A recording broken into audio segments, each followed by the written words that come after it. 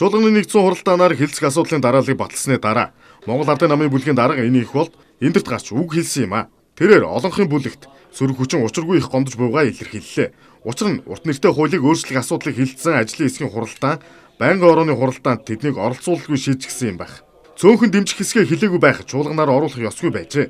Гэтэл Монгол Ардын намаас 2 гишүүн тэрхүү хуралд оролцсон нь нотлогдлоо. Үүний буруутанг бүлэг дотроос 90 сурвалжилсаар цээд дашдурж гишүүн болохыг тогтоосон. Хин нэгэн хуралд оролцсон учраас хууль журмын дагуу болж байна. Тиймээс асуудлыг хойшлуулах ганц гарц нь завсарлага авах байлаа.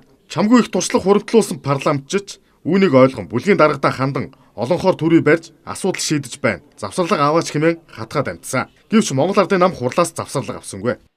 Нэг жилийн дотор улс орныг дээрх нөхцөл байдалд хүргэсэн засгийн газар холбогдох яамд Монгол өнгөний удирдлагатай зөх хариуцлага тооцохыг улсын хурлд олонхийг бүрдүүлж байгаа ардын арчилсан нам Монгол Ардын нам үндэсний арчилсан намын шударгаас эслээс шаардж байна.